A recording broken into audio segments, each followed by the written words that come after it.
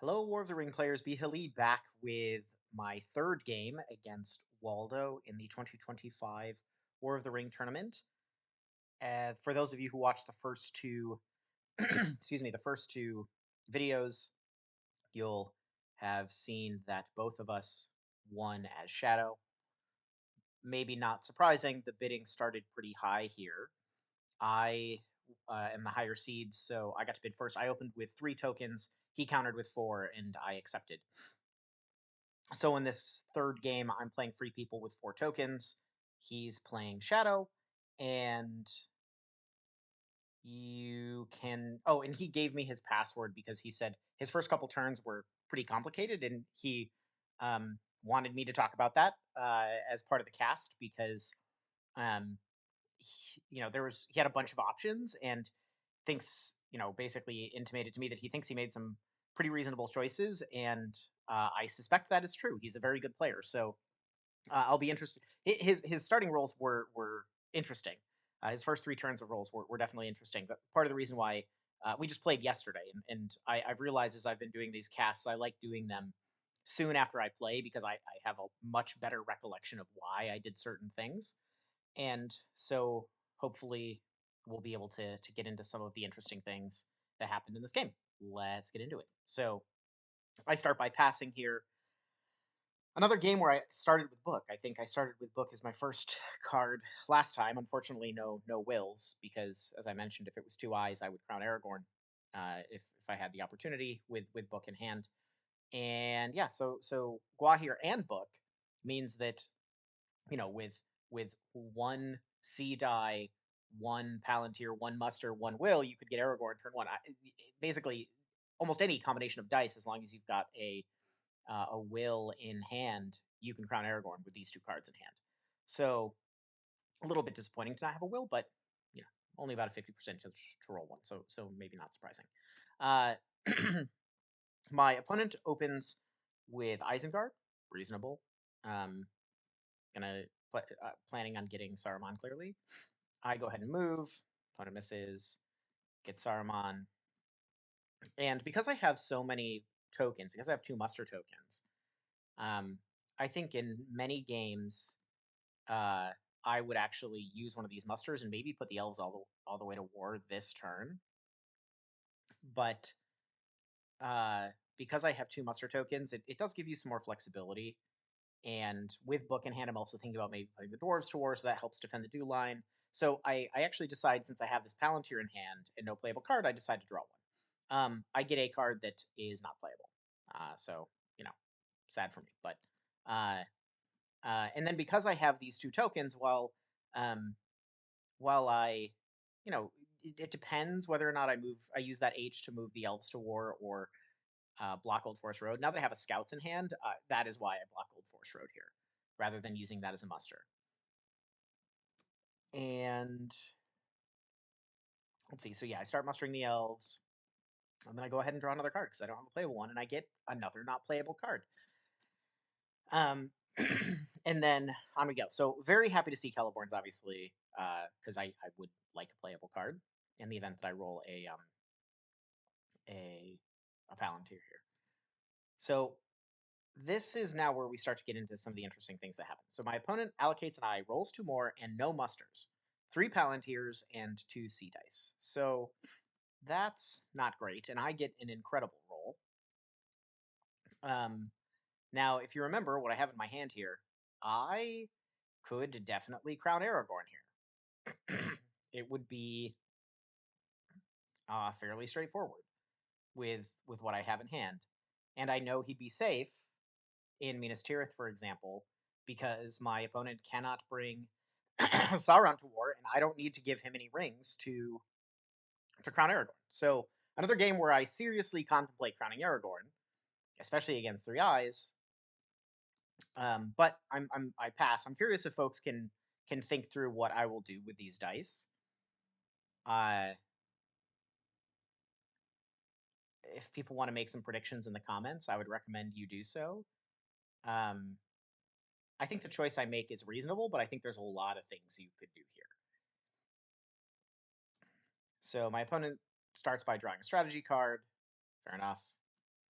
um, and I move rather than trying to crown Aragorn. So why did I do that? The reason being, if I get hit, I'm happy to. Saruman's in play, so I'm happy to lose Gandalf here. If I don't get hit, I do get hit.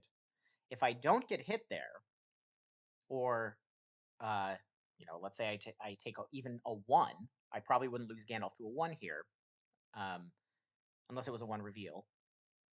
But on like a one or something, I wasn't planning to lose Gandalf here. It was only if it was a 2+. Only if I got hit, and only if it was a 2+ was I planning to lose Gandalf here. Because then what I was actually planning to do was use Gwahir to separate Aragorn, be 3 steps away from Dol Amroth, move him into Dol Amroth, and then crown him to get my fifth die. Uh, but I got hit, so my backup plan of just using one of these wills to get Gandalf, fine, and then that Palantir can be used as a hide, and I have flexibility with what I do for my other will. So my opponent draws again, and now has both Shadows Gather and Shadow Lengthens. So those cards are very useful in mid game for reinforcing sieges, and late game for reinforcing sieges, or for redirecting an army if a stronghold gets too buffed up and you don't feel confident that you can take it. In the early game, they can be really useful for putting early pressure on, and that is what they end up getting used for here. So Waldo's clearly thinking pretty hard about how best to use this Shadows Gather and the Shadow Lengthens. And what he does with it, I actually think is pretty interesting. He does this move of moving sort of diagonally northwest out of Morannon, which um, is when you don't know exactly where you want to go and you want to see what your opponent does. You can put pressure on Lorien, you can put pressure on Helm's Deep, you can put pressure on Minas Tirith by moving in this direction, and you do sort of cross pressure free people's dice. However, because I have all of these muster tokens, I'm not really that worried about it, so I go ahead and use one and muster the elves down. He then moves uh, over. So he's doing this cross pressuring thing, right? He's now 1 step away from potentially being not at war, but next turn now potentially 1 step away from being in Minas Tirith, a couple steps away from Lorien, and a couple steps away from Helm's Deep. So with all of that said, remember something that I said in the previous game. Waldo, I've noticed just from watching his old games, loves to do the Elven Pincer. And so one of the things that I'm trying to do by mustering the elves is maybe force him out of his comfort zone and move him away from that move. Or if he is going to still go for it, I plan to have some well mustered elves by the time he gets there, thinking that he's got what he's going to need to make. He's going to need to roll at least 5 attacks, 6 attacks to do that. And given that he also needs a muster to bring them to war, like how likely is 6 attacks really? So an allocated eye, 1 muster, and then 6 attacks. Not super likely that's what he rolls next turn to successfully complete getting Woodland Realm and Lorien under siege. At least that's what I think, because I don't know he has both Shadow Lengthens and Shadow Scatter.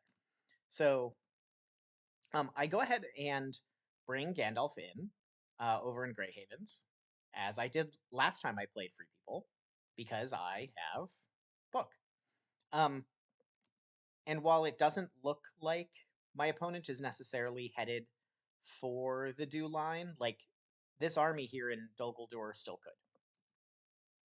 So I kind of want to again dissuade a little bit of this natural tendency that Waldo has to go for both Lorien and Woodland Realm at the same time.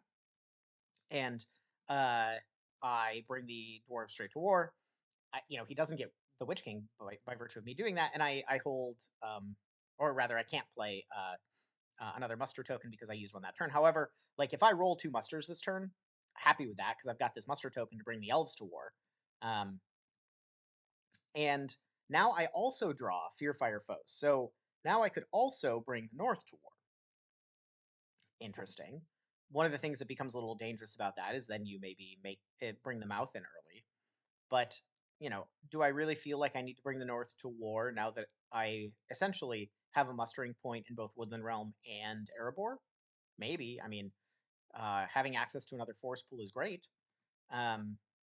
My opponent draws into shadows, which I'm sure he's happy to see, and candles, which you know the fellowship is out and about. The It's unclear if this is going to become a corruption game at this point, but both of the last two games accidentally became corruption games, and he's holding on to lure. So there's I'm sure he's potentially thinking about that, but he does discard lure here. So um, holding candles just in case, but uh, clearly still planning on a military victory. And in fairness, the fellowship's moving kind of slow. It's been 2 turns, and fellowship's only moved twice. So okay, so he does get his musters. I go ahead and move the fellowship before I get any rerolls put on me. I feel pretty confident that my opponent doesn't have Nazgul Search or Nazgul Strike or something like that because they only have one. They discarded a character card. They've only kept one character card. Like, yeah, it could be one of those, but an opponent who's emptying their hand of character cards doesn't exactly scream. I have something that's going to damage you while you go over Moria. So, yep, my opponent does exactly as you'd expect and puts Sauron to war. So, now I can very much, but because I have these two H dice, a perfect turn to roll two H dice.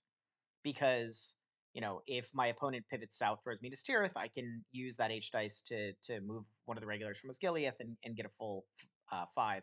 Only one elite, but get a reasonable defensive Minas Tirith in place. I can also use it to move all the relevant armies into Helm's Deep. I've got a scouts in hand in the form of the Red Arrow, which isn't playable yet, but I expect will be this turn because with the dwarves at war, I expect to see the Witch King fairly soon as well. So um, having two H dice this turn was awesome. Like there's so many Free People's games that I've played where you get to a turn like this and you roll 2 Palantirs and 3 character dice, and all of this planning you've done to create defenses in whatever direction Shadow chooses to go just sort of goes up in smoke um, because of an issue with your with your action dice. Um, One of the reasons that I actually really like the War for Arrakis game, made by the same guys who made War of the Ring, is how they handled that action dice issue. But that's a separate YouTube channel where I talk about War for Arrakis. Okay, I move again because I still don't have any rerolls put on me, so I'm maybe learning my lesson from that Nazgul Strike experience last time. Knowing that I want to move a second time, I just go ahead and do it. My opponent gets shadows. And now I muster the elves to war because there is the possibility of them moving into Dimril Dale and then just immediately attacking me, which is what happens. So, um, you know, now I'm fairly certain that my opponent is holding Shadows Gather. The only reason that a move like that makes sense is if you plan to teleport one of these armies somewhere. And I try to pass, realize thinking I don't know what I was thinking. Like I played the token and I genuinely thought I could pass there.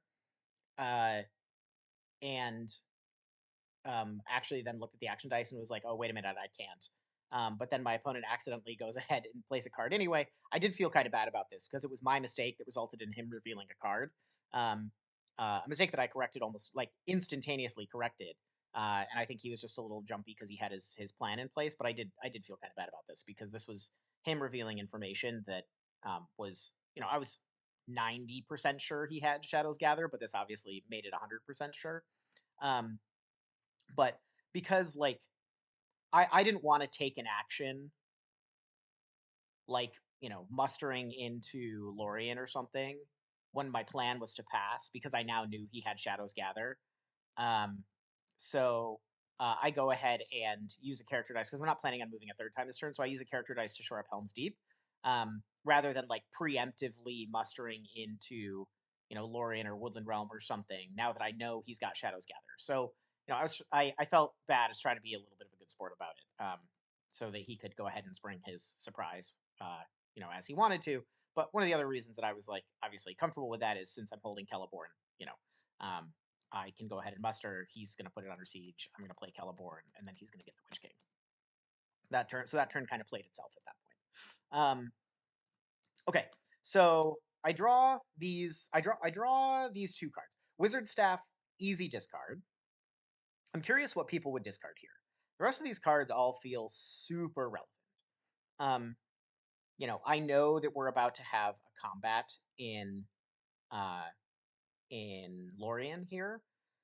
So daylight, shield wall, advantageous position, those are all very useful. Uh, the scouts are also really useful given that my opponent is threatening Old Forest Road, and just you know being able to get retreat extra units rather than continue to draw down the Elven Forest pool. Being able to retreat into Woodland Realm is great, or being able to retreat from Westernet to Helm's Deep if for whatever reason that forest stack goes and attacks them. Not that I think they will, but you know the scouts seem super good.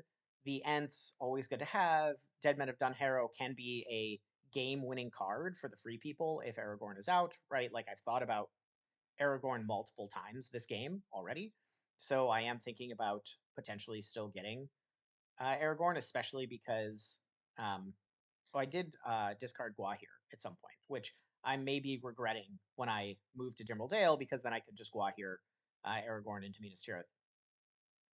Um, but there's a lot of really this is a pretty hard choice in my estimation. I think Wizard Staff is definitely, obviously, as we said, Wizard Staff is the easy discard. The other one is less clear. Um, I actually don't even remember what I did get rid of. I got rid of the Ents card. I think that's fair. Um, there's sure he might draw a new Powers Rising and um, put Helm's Deep under threat, but with air with Gandalf not in Fangorn, like how likely is it that I do actually play that card? Probably not very likely. So I decide that the Ents card, while it was my favorite Ents card, it's probably a reasonable one to discard. So I am this is an interesting role because of course one of the things my opponent is going to want to do, given that he's now threatening Woodland Realm, is get the South Rounds and Easterlings involved. So three musters here is great. Um, Obviously, he would have preferred those three musters turn two, but being able to easily get South Rounds and Easterlings to war here is probably pretty nice. Um, and I'm only against one eye. Uh, eh, I'm against one eye and only have one move, which doesn't feel great. It would be great to have two, maybe even three, because as I said, the Fellowship has been moving kind of slowly. Right, it's been 3 turns and I've taken 4 steps, so kind of bummed to only see one move against one eye. But of course, I start moving immediately because I don't have any rerolls on me, and of course, as is classic in this game, I moved twice last turn against 2 eyes, didn't get hit. Move once against one eye, you get hit. Right, like that's the experience of this game. But it's not a reveal, which is I'm good with because I do kind of want to use all these dice for things this turn. My opponent moves like that. So now, of course, I also know that he has Shadow Lengthens because this is a very obvious setup to go from South Rune 1-2 and to go from here 1-2. So with that information, how does that really change how I play? Not a whole lot, right? Like I know I need to muster in Woodland Realm, but given that I know he's got to do a um, that he has to do a setup turn with Shadow Lengthens, I was really tempted to play Fear Fire Foes here for its card effect. Really tempted to do that.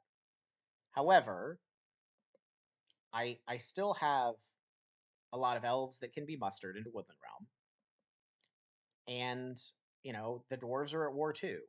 So even if he brings a 9/1 and a 5/1 up there, do I think he can take both Woodland Realm and Erebor with both of them being musterable? Not really. I feel like at least one of those is going to hold. And will bringing the North to war really change that? Probably not. Especially because I've got both of these scouts. I don't know.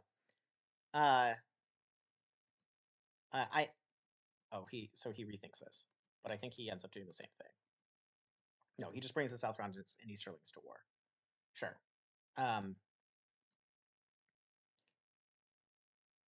Yeah, and I pass twice, and he does that twice. But I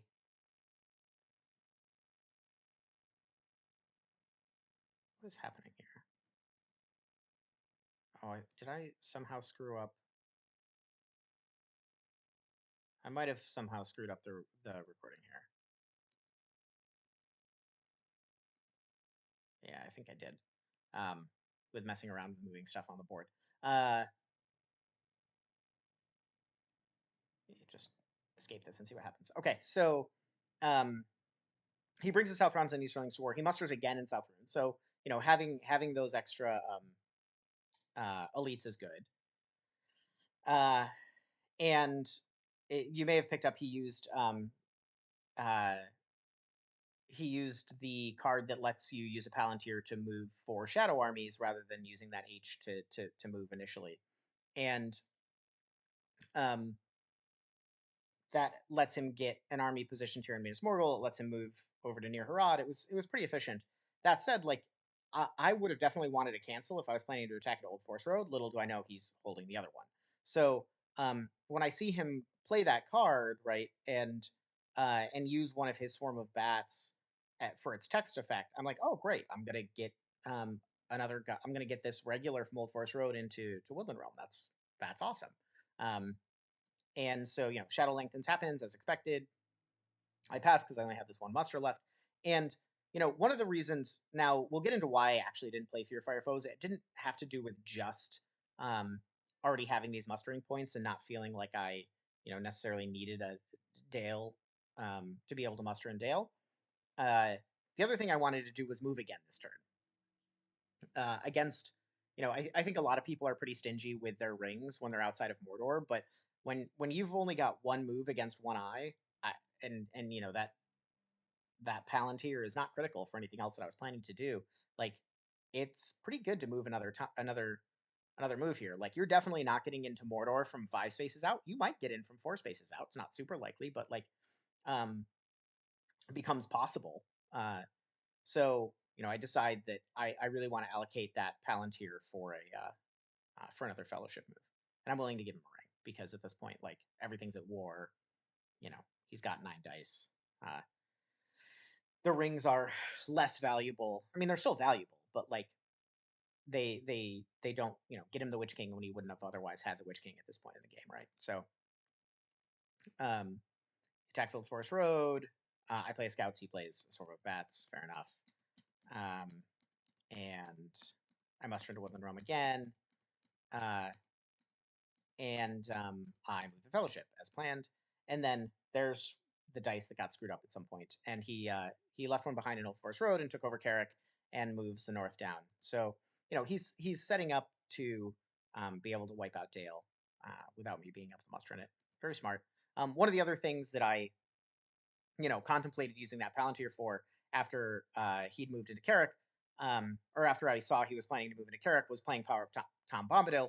But that would just force an attack into Dale by the South Rounds and Easterlings. And yes, I could play Scouts, but like they're probably going to do that anyway, and I'm going to get to Scouts anyway. So I valued the move more highly. A little bit of foreshadowing there as to why that might have been important. So I go ahead and reveal, so I'm away from potential rerolls. And what do I discard? I discard another character card, but I did not see what. Oh, it was I did discard uh Dead Men this time. Why did I discard an Ents last turn and not Dead Men, and then this time discarded Dead Men and not an Ents? I don't know. I think that uh I had sort of at this by this now this turn I've sort of decided, okay, I'm not going to separate Strider. Like, we're just going to try to get to Mordor here. I feel like I'm at least a turn ahead on the clock because my opponent still has 0 victory points. And Lorien has 9 hit points in it. Woodland Realm has 7 hit points in it. Um, defending Helm's Deep, like, I've already set up the defense of Helm's Deep. So, I feel like I'm in pretty good shape. It does feel like it's going to be a little bit of a race, but I don't feel behind like I did last game. So, my opponent rolls 2 eyes in addition to the one that they had to put in the box. I roll 3 moves. He recommends that I go to Edoras and activate Rohan, which is, great advice. Get rid of Wormtongue. Thank you, Waldo. Appreciate your strategic guidance while we're in the middle of this game. Uh, and so, of course, I start, just in case he has Stay Without Dawn, I start by moving with the will. He misses. And then he goes after Lorien. So, um, yeah, this has got to be Olakai, right? I don't remember exactly what he played first, but I play, yeah, so I play Fear Fire Foes. You know, there's a couple times I could have played this card for its text effect, as we've talked about, but at this point, am I really going to do that? No. Uh, like he could just instantly squash Dale if I bring the North to war. And so this card is more valuable for trying to stay alive in a siege where you have 9 hit points. Like you should expect that the shadow is going to need to reinforce, especially if you had cards like Shield Wall. So I'm hopeful that Lorien will hold here. My opponent only gets 1 hit, cleverly dodging my shield wall, but I get 4 back. So, um, he takes his 4 hits. I take my 1. He rolls his post. He gets 2. But like, now at 3-3 and 2-2, right? Like, so he's at 9 hit points. I'm at 6. I feel pretty good about Lorien holding now. And so he stops and draws and thinks for a long time here. Well, I move first. I get missed again. Um, So now my opponent thought for a long time here, and then goes ahead and plays Grand on Lorien. I think this is reasonable. Like he's now aware that with my dice having not been hit yet, like I can get into Mordor this turn. Like even if I get hit on my next move, like I know he doesn't have Cruel Weather. If he has it, he would have played it right here. Because if you don't play it here, and I move and I um, get revealed, I can then hide, use my token, and then take the last action of the turn to get into Mordor. So um, the way he could guarantee keeping me out of Mordor if he had Cool Weather was by playing it right now. So since he doesn't play it right now, I am 99.9% sure he doesn't have it. And so he like I know I'm getting to Mordor this turn. He knows I'm getting into Mordor this turn. As I said, I already felt like a turn ahead, so he knows like he might have to take some big risks here, and like he's just got to knock Lorien down. He can't afford to reinforce it. He's not going to have enough actions over the course of the next couple turns to reinforce this Lorien siege. Um, and he and if I pull uh a power too great or something when he goes to reinforce it, right? Like there goes more dice, more cards. Like he just feels like he has to take it, even though Celeborn has been played. Like I get it. Like his leadership is in place. He feels like he needs to fly it to other parts of the board. Um, I think I probably would have made the same choice. I think that this is a pretty high level. It's a risky but a high level play because he recognizes that he needs to take on risk here um, to get himself back into this game and get more on an even pacing with his military compared to how fast the Fellowship now is moving. Like this looked like it was going to be a turn 6 Fellowship gets into Mordor game. It's now a turn 5 Fellowship gets into Mordor game. So I think he makes the correct call here. Leads with Desperate Battle. So yep, very reasonable. Uh, and I love that one of the things that went into his calculation here is because he's holding Dread and Despair. Even if this desperate battle goes totally upside down on him, the Witch King may still survive. Probably will still survive because in round 2, if you need to, you can play this Dread and Despair um, and make sure that you take minimum damage as Shadow. Even if I pump out 4 hits here, like Shadow's going to get some hits too. You play Dread and Despair on round 2 if you need to, and then still have 4 or 5 hit points left as Shadow, so that you don't feel like you're in danger of losing the Witch King in round 3. I really like this attack. He plays his Desperate Battle, gets just 2 hits. He'd expect 1 more, but that's not crazy. And I only get 1 back, so I was a little bit sad about this because Free People expects about 2.5, almost 2.75, I think here. And I only got 1 back. So my dreams of killing the Witch King sort of go up in a puff of smoke. Um, and my dreams of Lorien holding kind of go up in a puff of smoke as well. And then he gets a Deathly Strife. And so in this position, like if the card that you wanted to cycle into as Shadow here is exactly that one. You've still got 5 dice left. Free People's down to 3 dice. You don't have to downgrade to continue. you just go for the blow up. But I sort of anticipated him having this and played a daylight. But I'm not sure. It's not clear that that's going to save Lorien necessarily, but it does sort of nuke this army and means that he can't use his Lorien forces for other things. Is my hope. He gets 2 hits, not unreasonable, and I get 3. So you know, um, now it's a 5 hit points against 2, but a 3-1. He holds 1 elite in case he needs to downgrade again, because as I said, he really does want to knock this out right now. He goes no card. I go no card, and he gets his 2 6s. So um, the game, like, Free People is still ahead, but now it's definitely a game. If this siege had gone upside down on him, the game would have functionally been over. Like, we would have had to go through the motions of finishing it, but really the game would have been over. And so I only get 1 hit back. But even though Lorien didn't hold, and it probably should have, it didn't.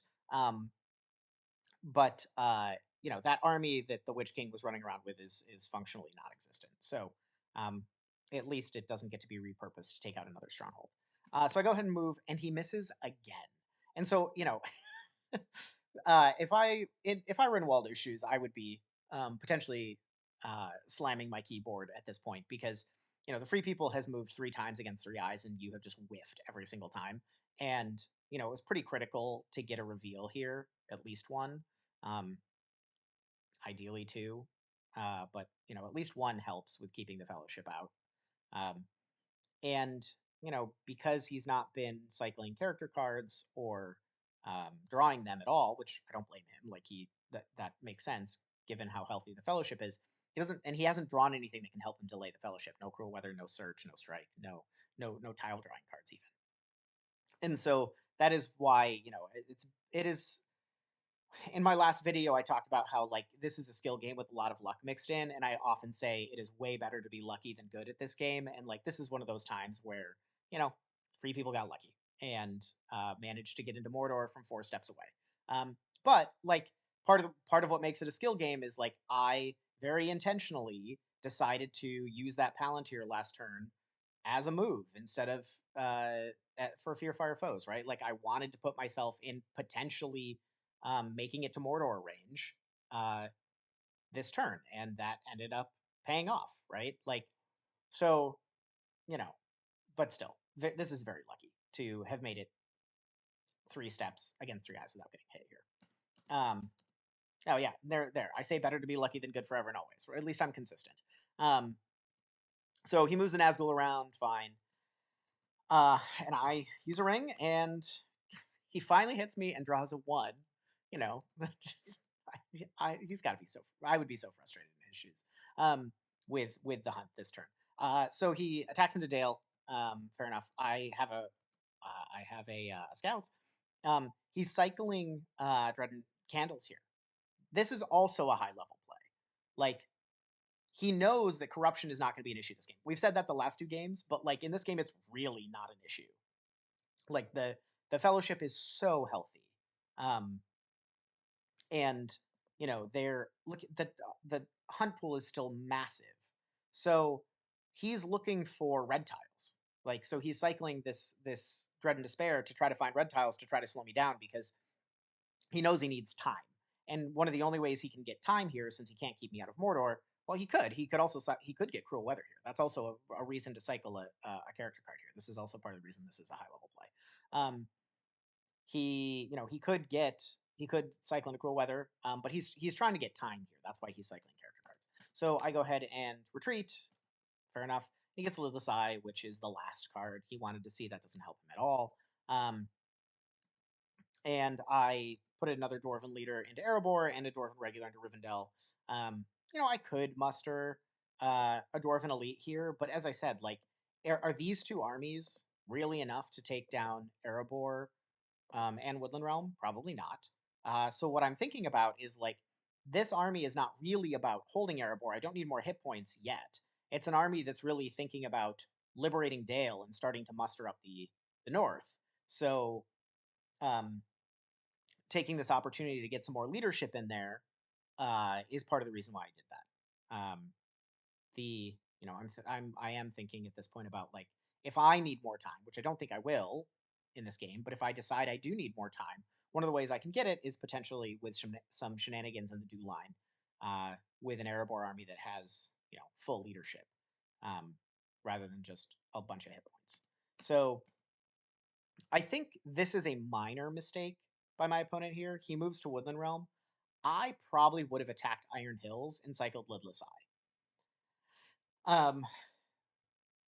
Specifically with the intention of seeing if I could get Cruel Weather, because like that's maybe one of your only ways back into the game. And he goes ahead and attacks Woodland Realm, plays a Shadow card. I was kind of or plays a strategy card, not a shadow card. Obviously, it's a shadow card. He plays a strategy card. I was kind of expecting a relentless assault here, so I played Power of Tom Bombadil. The reason I was expecting relentless assault is because he's got reinforcements parked over here. He probably knows this army is only good for one of these strongholds, not both. So advantageous position to slow down a relentless assault seemed reasonable. It ends up being an onslaught. Fair enough. He gets 2 hits. That's pretty good, and I only get 1 back.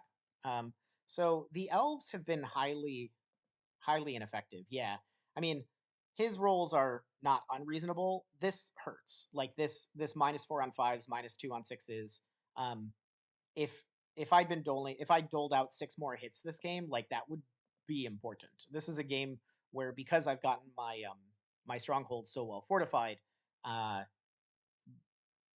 doling out hits matters quite a bit in this game, and I've just not done it. But oh well. So he does no onslaught. He presses, gets fighting Urukai, fine, no cards, and just rolls 3 6s. And I get 2 back, fine. But like it's pretty clear at this point that Woodland Realm is definitely going to collapse. He presses down and finishes it. So Woodland Realm was probably going to die. I would have liked to do a little bit more damage than that on the way out, but as predicted, right? Like this is not enough of an army now to take Erebor. It's enough of an army to the other thing is it may not even be enough of an army to hold Dale if I muster up Erebor more, and the Nazgul are out and about trying to take other strongholds. So we'll see if that comes into play. I move into Mordor, and okay, so if my opponent had attacked Iron Hills and cycled the character card, they would have got Palantir of Orthanc. So not a big deal. It's not like they missed out on top decking Cruel Weather. So I still probably would have made the Iron Hills attack to see if I could find another red tile, or ideally pull that 1 in 18 chance of getting Cruel Weather. Okay, so at the start of Mordor here, my opponent doesn't have great combat cards. I mean, some of these are reasonable, but they're not great. Doesn't have anything else under siege, and is at 5 victory points. I've still got a full fellowship. Like at this point, I now feel maybe 2 turns ahead rather than just 1, because of that sprint last turn. Yeah, I assume that I have 3 turns to dunk the ring based on where we are right now. Like I don't think he's going to win in the next 2 turns. I might even have 4. Now all of that can change, of course, if he pulls Corsairs, because I still don't have Gondor to War. But I feel like I have, since Erebor is probably not going to be taken. There's a bunch of mustering that would need to happen to take Helm's Deep. There is the potential of me retaking Dale, right? Like I feel like I have 3 turns, maybe 4. And then when I roll 3 moves, I feel even better about it. So I go ahead and move. It's an eye. Honestly, not sad to see an eye. Yes, I'm revealed, and there's a lot of tiles in here that don't reveal me. But I would much rather take with just that 1 eye in the box. I'd much rather get an eye here than a 1 reveal. Those eyes become much more dangerous when you have made multiple moves. Versus getting them out now is fine. So my opponent leaves Umbar. So now I know that I'm going to be put in this position of having to decide what I want to do with these H dice. Do I want to use them to protect Helm's Deep and Dol Amroth, or do I want to use them to hide with Strider? Oh, he takes that back. So he starts mustering Northang. Fair enough. musters Northink again. So he's literally trying to do what I talk about all the time. He's trying to cross pressure my dice here. He's trying to make me he's forcing me to use these H dice to defend Helm's Deep or give him a very cheap Helm's Deep. Or use them for hiding and continuing to move the Fellowship. So I defend Helm's Deep, and I move one into Minas Tirith. Given that I'm holding, excuse me, given that I'm holding Riders of Theoden and Nameless Wood, I have and another Shield Wall here. Like I have good cards for defending Helm's Deep. I feel pretty confident that, especially with Nameless Wood, Helm's Deep is going to hold against this army. Like it's 6 hit points against 10, but Nameless Wood can even those odds very quickly. Now, all of that is upended a little bit because I don't know he has Fighting Uruk-hai. So, he could still take it, but my my thoughts about where I was at in terms of time have really changed this turn because he rolled so many attacks. And if he'd had 3 eyes in the box, I wouldn't have cared. Like it would have been I would have happily just sort of moved up Mount Doom against no matter how many eyes were in the box because the Fellowship is so healthy. But because he got so many attacks this round, like my feeling about is he going to win in 3 turns or 4 or is the Shadow Military victory likely in 3 turns or is it 4 turns is now more like he might do it in 2. But Helm's Deep could also hold. I could retake Dale, etc. Like there's still options for the free people here. So he attacks Pelargir. I get 1 back. He kills Pelargir. So I have this option of now again. Do I? This was interesting because now I have a whole bunch of options. Given that Wormtongue is in play, he clearly wants to like take Edoras without bringing Rohan to war. So do I play Riders of Theoden here to force an attack into Edoras, which would then allow me to muster Rohan and get them to war? Do I put an elite into Amroth? Like, what would you do here? I decide to just run. The Riders of Theoden play into Edoras didn't make a ton of sense to me. The reason for that is like I don't have any musters left, so he could just attack Edoras and then put Helm's Deep under siege and then reinforce it. So it didn't really make sense to play Riders of Theoden. I'd rather keep it for its text effect. And even if I have a 3, like I'm not holding any of the reinforcement cards for Dol Amroth, and he's probably not going to give me a chance to play them anyway. Like I expect that'll be an attack from Lamadon with one of those C cards, and then move all the Nazgul down, and then use a ring to blow it up with that Palantir. Like I don't feel like I have time, and I don't want to use a ring to recruit or a ring. Like even if I had Kieran ships, would I really use or Imrahil, would I really use my last ring to reinforce Dol Amroth versus like I know he can't win this turn. So, yeah, I decided to use it to hide. But my thoughts about how long this game was going to go have been completely upended this turn, and I'm really glad I got into Mordor because now I feel like I don't have time and that I've got to dunk it next turn, just based on what the newborn position is. So, move the Fellowship again, another eye again. Happy to see it.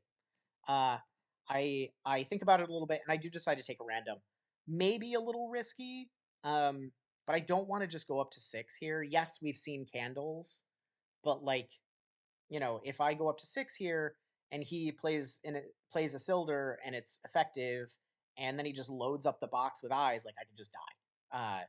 So I do decide to take a random here because even though I'm going to be revealed, I know I have this extra C die to hide, even if it does get Strider. I don't want it to get Strider. But even if it does get Strider, right, like, again, this hunt pool still has a lot of non-reveals in it. And, even without Strider, I could still dunk next turn. So, in a ring. So he moves the Nazgul as anticipated. I go ahead and hide. Oh, on the random, I got Boromir, which was great. And he blows up Dol Amroth, which is correct. Like he doesn't want me to play if I have any reinforcement cards. He doesn't want me to have time to play them. So Um, he plays this Cruel as Death and completely whiffs. I completely whiff back. He plays a great host here and completely whiffs again. I am, of course, very sad I didn't have a confusion to play there because that would have been a game-winning confusion play. But yeah, I only get one back. This is some very ineffective combats, but much better for me as the free player here to just have several rounds of misses because it's still costing him downgrades. Um, and he goes ahead and plays Onslaught here. So I'm so excited to see this card come out because it now means that like Helm's Deep is uh, far more likely to hold than I thought. Because now he can't like he that nameless wood is getting played. Both of his swarm of bats are gone, and fighting Urukai is gone, and Grond is gone. So like first round of combat, that nameless wood is coming out, and I know it's gonna work. So I mean, I could miss on 6 dice, but you know, there's no accounting for that. So the other reason that this is important, him needing to use an onslaught here when he only gets one hit, and I get one back, is he now has to go full onslaught, which means this army in Minas Tirith can retake Pelargir, and potentially even retake Dol Amroth. So like this, this combat was sort of catastrophic for Shadow for a number of reasons. He it's a good thing he took 4 because it was that last and fourth dice that got his 4+. Um, uh, so he went very aggressive with that onslaught. Turns out that was right. You know, having 3 guys left on Dol Amroth versus having 2 guys left uh, doesn't really matter for protecting Pelargir. So I agree with this to just take 4 hits, like maximize your probability of taking this. You need to put military pressure on the free people here.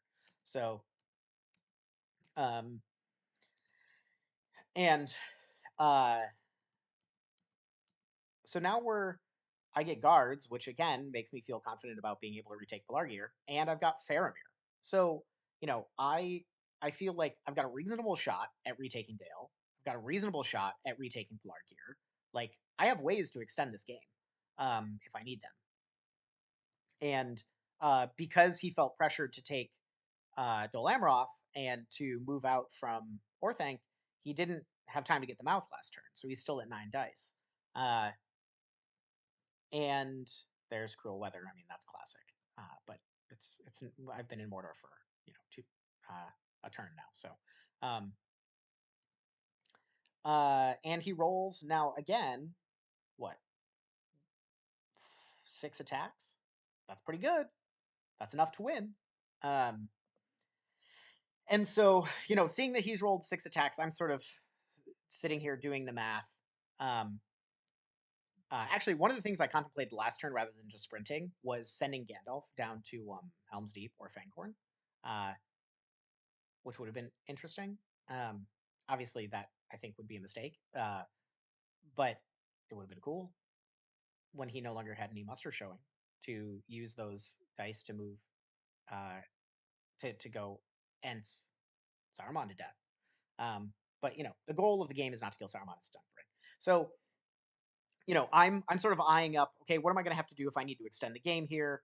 He doesn't have a lot of musters, so Helm's Deep does feel more or less safe um, from this army with Nameless Wood in hand.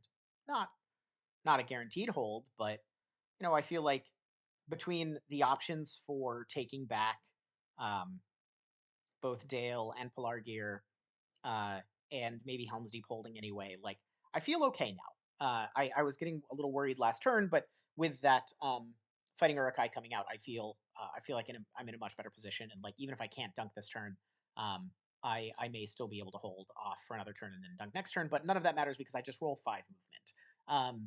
So with a healthy fellowship, 2 eyes in the box, no reds in the pool, and 5 movement, like what are you gonna do? This is again a like it's better to be lucky than good kind of situation. Like it kind of doesn't matter what any of these tiles are. I take a random. He does put a red in the box, but like the reality here is even if I move and hit this red, like I could still potentially dunk this turn. Um, so I just keep moving, and now I get a 3. So I take a random. It's Strider. Uh,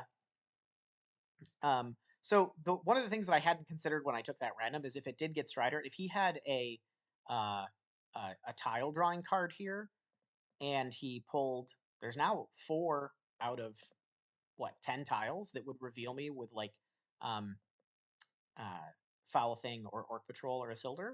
Like one of those plus the red tile, I don't get to dunk this turn. So there was the possibility with once it didn't matter if it was Strider or not, but like because I rolled 5 moves. But there was the possibility of not dunking this turn. But you know, if unless he gets another red tile or has one of those tile drawing cards, like if I move and hit the red, I can still hide again and dunk. Um, so you know, just 5 moves is insane. Uh, so he loads up the box with eyes. Not unreasonable. Like that means he can't win this turn. Um, but I do some quick math here, and because he can't win this turn, I mean, I guess he could like you can attack Western Net into Helm's Deep, but like um, I can retake Pelargir with 2 of these moves, or retake Dale with 2 of these moves. So like it's just he's not gonna win this turn. Is where we're at. By choosing to do that lidless eye play, but it's not unreasonable. Like he's taking his one shot being he thinks I'm still gonna move this turn, and if I hit the red eye, like that's 7 damage. So that would move me up to 7, and then I can't dunk this turn. Fair enough. Like I didn't really care all that much though because I had Bilbo Song. So if I move and I hit the red eye, I'll use one of these armies to go retake something, play Bilbo Song next turn, and then just dunk. So that was my thought process. Why I just moved again, and I get a 1 reveal. So um, really well played to Waldo. An awesome opponent. Um, these were some pretty fun and interesting games.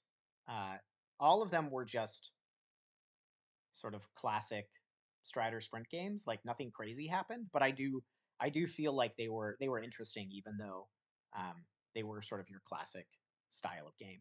Uh, I think we both made some cool and strategic plays. He was a great opponent. We had fun playing each other. Uh, and yeah, I it's one of the reasons why I appreciate this tournament and this community. Win, lose or draw, uh, it's a lot of fun to play people who are here for the love of this silly game that we all enjoy. So um, many thanks to Waldo, and uh, I'll be back as soon as I get scheduled with my next round opponent, and I'll see you all then.